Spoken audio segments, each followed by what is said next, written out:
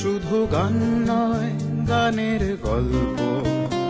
সে ডানা মেলে উড়ে যায় অল্প অল্প একদিন, প্রতিদিন একদিন প্রতিদিন।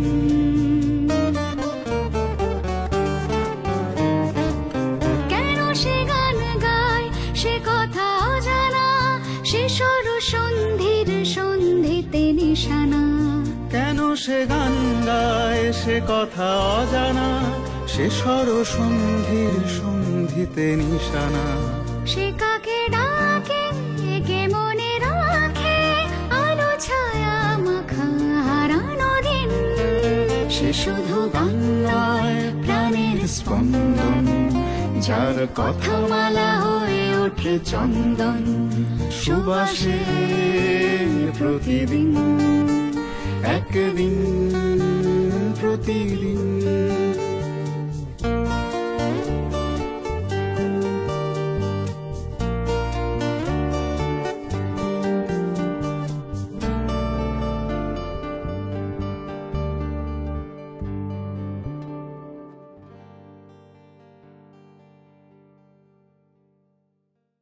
এই ফলো করাটা কত লোক আমাকে ফলো করবে আমি জানি না, এটা নাকি ভীষণ আনস্মার্ট একটা আমি বিষয়। ফ্যাশন বলবো না, ধরো সেই ওনার কথাই চলে আসছে শেষের কবিতার সেই জায়গাটা, ফ্যাশন আর স্টাইলের যে একদম একদম একদম বৈপরীত্য। হ্যাঁ একদম ঠিক ঠিক ঠিক।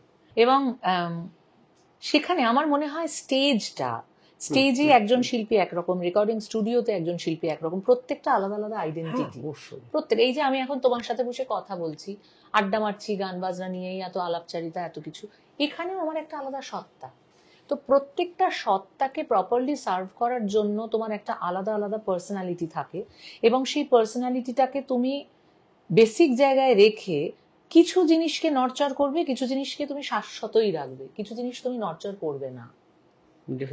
তো সেই জায়গাটাই আলটিমেটলি একজন মানুষের আইডেন্টিটি তৈরি করে।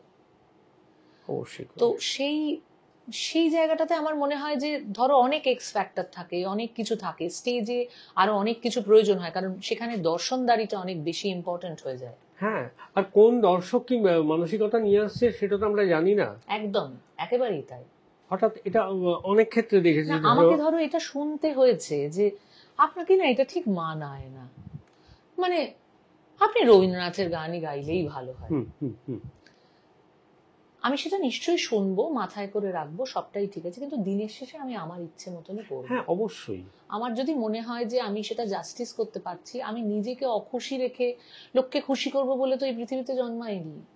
আমাকে নিজেকেও খুশি করতে হবে, মানুষকেও সম্মান দিয়ে খুশি রাখতে হবে, কারণ তারা না থাকলে আমার অস্তিত্বও নেই কিছু। আমি বাড়িতে বসে গান গাইলে কেউ শুনবে না। ওই আমাদের দেশে যেটা একটা খুব, হয়তো বা পৃথিবীর অন্য দেশের কথা খুব ডিটেলে বলতে পারবো না, কিন্তু আমাদের একটা মানসিকতা হচ্ছে একটা ইমেজ তৈরি হয় মানুষ না, এবং অডিয়েন্স ওই ইমেজটা, মানে রবীন্দ্রনাথ কখনো একটা অপশব্দ লিখবেন না, বা হেমন্তবাবু কখনো দাঁড়িয়ে একটা পেপি সং যে বলি গাইবেন না, এটা না ওনাকে ঠিক মানায় না, মানে এটা একটা অদ্ভুত ইমেজ তৈরি করে দেবে নায়িকাদের মতো।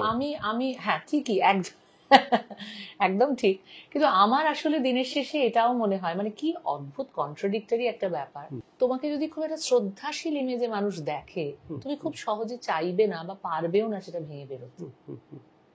আমি কিন্তু সারা জীবন চেয়েছিলাম যে আমি যাই গান বাজনা করি, 5 জন লোকের কাছে যদি রিচ করতে পারি, সেই 5 জন লোক আমাকে, আমার নামটা সসম্মানে নেবে। আমার এই স্বপ্নটুকু পূরণ হয়েছে। আমাকে লোকে গালাগাল দেবার আগে, বা গালাগাল দেয় না তা না, এখন ফেসবুকের দৌলতে ট্রোল করাটা একটা স্বভাব সিদ্ধ একটা জায়গা। পাড়ার পিসমশাইকেও দিচ্ছে, জীবনানন্দকেও দিচ্ছে, অসুবিধা নেই। তো সেখানে আমি কোন ছাড়, ছেড়ে দাও। কিন্তু আমি ওই জায়গাটাতে ঢুকছি না। আমি এইটা বলতে চাইছি যে মানুষ চট করে একটা অশ্রদ্ধা নিয়ে অশালীন কোনো একটা বক্তব্য বা কোনো মন্তব্য করার আগে হয়তো একবার ভাববেন। তার জন্য আমি হয়তো 5,000 কি 50,000 মানুষের কাছে পৌঁছতে পারিনি, সেই নিয়ে আমার কোনো দুঃখ নেই। হ্যাঁ অবশ্যই, 5টা মানুষ যারা শ্রদ্ধাশীল হবেন আমার প্রতি, আমার গানের প্রতি, আমার জীবন চর্চার প্রতি, এটা আমার কাছে অনেক বেশি। এটাই কিন্তু আমার জীবনের একমাত্র লক্ষ্য ছিল, এবং সেটা ঈশ্বরের আশীর্বাদে, গুরুদের কৃপায়, গুরুজনদের আশীর্বাদে আমার মনে হয় আমি সেই জায়গাটুকু পেয়েছি। এখন যেটা কাজ আমার, সেটা ধরে রাখা কাজ। আমার জীবন চর্চায় যেন এমন কিছু চেঞ্জ না হয়, টাচউড, আমার হারমোনিয়ামটা সুন্দর কাঠের তৈরি, যেন সেই জায়গায় কোথাও কোনো পরিবর্তন না হয়, আমি যেন বয়ে না যাই কখনো। এতদিন হয়নি, আর হবে না আশা করছি। এবং আমার সাথে রবীন্দ্রনাথ আছে। খুব খারাপ গ্রহচক্র না হলে এটা হওয়ার সম্ভাবনা না, হবে না, নিশ্চয়ই হবে না। যা পেয়েছো তা থাকবে, আরো পাওয়া তুমি চাও বা না চাও সেটা আসবে আর কি। তুমি তো তোমার কাজ করে যাচ্ছ, কাজটুকু করতে হবে, দিনের শেষে কাজ করে যেতে হবে, কাজ থামালে চলবে না, এটা আমি বিশ্বাস করি। তোমার কখনো মনে হয়নি যে সর্বভারতীয় স্তরে যাব, বা যদি খুব সোজাসুজি বলি যে মুম্বাইতে যাব, মুম্বাইতে গিয়ে সর্বভারতীয় স্তরে? হ্যাঁ, নিশ্চয়ই ইচ্ছে তো এখনো আছে, স্বপ্ন এখনো দেখি, অবশ্যই দেখি। এবং কিন্তু আমাকে সেটার সাথে এটাও ভাবতে হবে তার জন্য আমি কি কাজ করছি, আমি সেটা নিয়ে কতটা ভাবছি বা কাজ করছি। স্বপ্ন আছে, স্বপ্নটাকে চেজ করছি না, এটাও তো সত্যি। স্বপ্নটাকে চেজ করে দেখে নিতে হবে এখন। মানে অপেক্ষা আছে, উপেক্ষা নেই। না, উপেক্ষা একেবারেই নেই, অপেক্ষা আছে। এই যে তুমি বললে একটা সেলফ অ্যাসেসমেন্ট করা, যে আমি ওটার জন্য কতটা কাজ, তোমাকে তো কিছু দিতে হবে। আমার এরকম কোনো কাজই আমি এখনো অব্দি করে উঠতে পারিনি যেখানে আমি ওই জগৎটাতে পৌঁছতে পারি। আমার গান বাজনাটা এখনো খুব রিজিওনাল একটা জায়গাতেই থেকে গেছে। আমি যে বাইরেও যাই, ধরো বিদেশের কথা তুমি বললে, সব শিল্পীরাই যান, আমি হয়তো যাই, কিন্তু সেখানে গিয়েও আমি কি শুনিয়েছি, আমি যে সাবজেক্টটা শিখেছি, আমি যে সাবজেক্টটা এখন চর্চা করি, এবং যেটা আমি গেয়ে থাকি এখানেরও মঞ্চে, তালতলার মাঠেও যেটা গাইছি, লাস ভেগাসেও তো একই গান গাইছি, সুতরাং ওখানে তো কোনো পরিবর্তন নেই।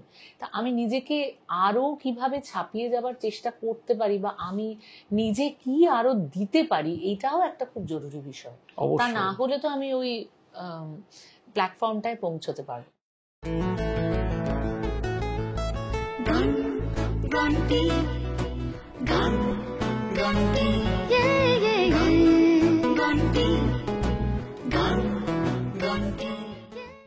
না, একটা ভ্যারাইটি স্টোর হয়ে গিয়ে তাতে মানে কিছুই পাচ্ছে না লোকে, তার থেকে এটা অনেক বড় কাজ। তুমি যে বললে না রিজিওনাল, যেটা মহারাষ্ট্রে খুব দেখা যায়, যেটা আমি মহারাষ্ট্রটা একটু চিনি বলে আমি বলতে পারি, যে ওরা ভীষণ ভাবে যে ওদের ভাষার গানকে সারা পৃথিবীতে তুলে ধরা।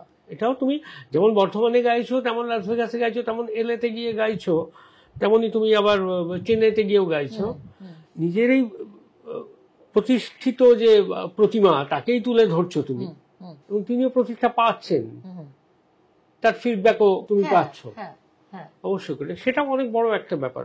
বাকিটা সময়। মানে এখানে আমি একটা কথা বলি, আমার সব সময়, আমি যদিও বললাম আমার স্বপ্ন আছে এ বিষয়ে কোনো ইয়ে নেই, কিন্তু সেই স্বপ্নটার এই জায়গায় আমি কম্প্রোমাইজ করতে পারবো না কোনোদিনও, বা পারিও নি, জানি না সেটার জন্য আমার হবে না হয়তো, কিন্তু আমি আগের থেকে এরকম কিছু স্টেটমেন্ট দিতে চাই না। কিন্তু আমার সবসময় এটা মনে হয় যে দারুণ নামি একটা স্কুলের লাস্ট বেঞ্চার হওয়ার থেকে একটা অনামি স্কুলের প্রথম 3-4টে বেঞ্চের মধ্যে বসতে পারাটা ভালো কথা। এটা আমার কাছে অনেক গৌরবের। অবশ্যই মানে এটাকেও মানে ওই অস্বীকার করবো না, কারণ এই জীবনবোধটা খুব প্রয়োজনীয় বলে মনে হয়। হ্যাঁ, সেই মানে আমি যদি দেখো, আমি সেই স্বপ্নগুলোকে চেজ করতে গেলে আমাকে জীবনের আরো অনেক কিছু পেছনে ফেলে যেতে হবে। তার মধ্যে কিন্তু আমার সংসারও একটা বিরাট জায়গা, আমার পরিবার একটা বিরাট জায়গা। আমি একবারও বলছি না তারা আমার সাপোর্টে নেই বা থাকবে না, বা এরকম একদমই বলছি না, কিন্তু কোথাও তারাও একটু ডিপ্রাইভড হবেন, এটা আমি কম্প্রোমাইজ করতে রাজি নই। যারা প্রথম দিন থেকে আজকে আমাকে এই জায়গায় দাঁড় করানোর জন্য নিজেরা সাহায্যের হাত বাড়িয়ে দিয়েছেন এবং কোনো কমপ্লেন রাখেননি আমার জীবন চর্চায়, তাদেরকে আমি ডিপ্রাইভ করে আরো অনেক কিছু লক্ষ্য ছোঁবো বলে এগোবো, তাতে তারা ডিপ্রাইভড হবেন এমন কোনো কাজও আমি করতে পারবো না। তার মানে আমি বলছি না যে ওটা যারা করছেন বা যেখানে পৌঁছেছেন তারা পরিবারকে ডিপ্রাইভ করছেন, আমি তা বলতে না, চাইছি এটা না। তোমার সেলফ আমার রিয়ালাইজেশন। আমার একটা সেলফ রিয়েলাইজেশন। আমার মনে হয় যে আমি যতটা ঘরোয়া বা আমি যতটা পরিবার কেন্দ্রিক, এতটা হোমসিক আমি যতটা, সেই পার্টিকুলার জায়গার থেকে, মানে আমি, তুমি জানো আমি বাইরে কোথাও গান করতে গেলে, বেড়াতে যেতেও আমার খারাপ লাগে। আমার মনে হয় আমার বাড়ির লোকগুলো নেই, আমি ওই জিনিসটা দেখে কি করব, নিজের আনন্দ, আমার আনন্দটা কিরকম একটা অধুরা আনন্দ, মানে অর্ধেক অর্ধেক আনন্দ হয় মনে হয়, ওদের সঙ্গে ভাগ করে নেওয়া। ওই ভাগটা আমি, মানে আমি যে নায়াগ্রা ফলস দেখেছি ধরো নিজে একা একা, মানে আমি সৌনকদের সাথেই গেছিলাম সেবার, আমি সৌনক সবাই একসাথে গান করতে গেছিলাম টরন্টোতে, ওখান থেকে আমরা গেছিলাম, তো খুব আনন্দ হয়েছিল, নয়ন জুড়ে রয়েছে সেটা এখনো। কিন্তু আমার এখনো সেই আফসোস আছে, আমি আমার ছেলেকে আর বরকে এখনো দেখাতে পারিনি। কোনোদিন কখনো নিশ্চয়ই হয়তো হবে, এই আশাই রাখি, হয়তো হবে। কিন্তু এই যে বয়সে আমি ওটা প্রথম এক্সপিরিয়েন্স করেছি, সেই বয়সের আনন্দটা, সেই উত্তেজনাটা আমি ওদের সাথে শেয়ার করতে পারিনি, এইটা আমার অসুবিধা লাগে। এটা এক একজনের মাইন্ডসেট, মানে কে কিভাবে আরে ভাবছে। সব মিলিয়ে জীবনবোধ, সব মিলিয়ে তার রিফ্লেকশন হচ্ছে তোমার গানে ক্রমাগত ভাবে। আচ্ছা, ওই খুব ছোট ছোট করে যদি বলি, তোমাকে যদি খুব প্রিয় কম্পোজার বলা হয় সর্বভারতীয় ক্ষেত্রে, তুমি ইনস্ট্যান্টলি তোমার যদি মনে হয়, যে কেউ হতে পারেন, নওশাদও হতে পারেন, মদন মোহন হতে পারেন, আরি বর্মন হতে পারেন, যে তোমাকে যে 4 লাইন মনে করতে বলি, সামনে হারমোনিয়ামটা আছে বলে, তুমি কার গান বাঁচো? এ তো তুমি একটা, মানে একটা ভয়ঙ্কর বিপদে ফেললে। সবচেয়ে বড় জুয়েলারির দোকান আর কি, সেটা কোন গয়নাটাকে বাজবো, এটা খুব মুশকিল জানো তো। মানে আমি আর ডি বর্মন ভাবছি, আবার এস ডি বর্মন ভাবছি, আবার মদন মোহন ভাবছি, মানে আমি কাকে বাদ দেবো বলো তো, মানে খুব মুশকিল। আমার তো এ আর রহমানও ভীষণ পছন্দ। হ্যাঁ অবশ্যই, প্রত্যেকটা। মানে আমি কাকে এভাবে বলা খুব ডিফিকাল্ট, মানে वो है जरा खफा खफा तो नैन यूं चुराए हैं कि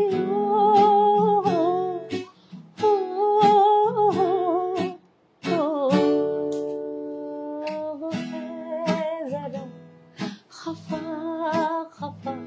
এইটা তারপরে যদি আমি বলি, কি বলবো জানি না, বুঝতে পারছি না, পুরো মাথা খারাপ হয়ে গেছে। দেখো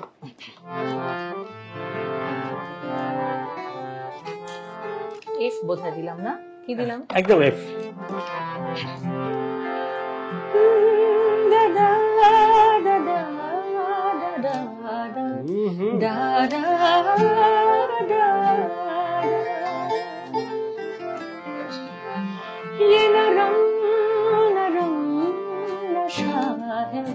बढ़ता जाए कोई प्यार से घुंघटिया देता उठाए, अब बावरा जग हो गया है रोशन, ये नई सुहागन हो गई है तेरी जोगन, कोई प्रेम की पुजारन मंदिर सजाए। की बोलबे बोलो सैया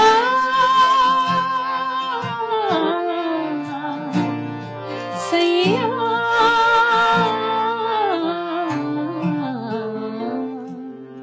तू जो छू ले प्यार से आराम से मर जाऊं, चंदा बाहों में तुझ में ही गुम हो जाऊं, मैं तेरे नाम में खो जाऊं।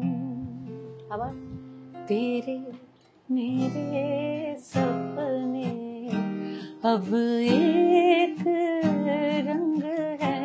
কিভাবে দেখো একটা সাইকেল চলে, একদম একটা সাইকেল, মানে ঠিক মনে হচ্ছে যে একটাই যদি ট্রেন ধরি, জাস্ট সেপারেট কম্পার্টমেন্ট। একদম আমি সব স্কেল টেল না, হয় না। কমপ্লিট ঘাটা কেস হয়ে গেছে, কারণ তুমি এমন একটা প্রশ্ন করেছো না, আমি কেন উত্তেজিত হয়ে গেছি বুঝতে পারছি না। এটা মানে কি বলবো, এটা কোনো ব্যাখ্যা হয় না। এটা একদমই। অ্যাসর্টেড কালার বক্সের মতো সবসময় মনে হয় দেখে।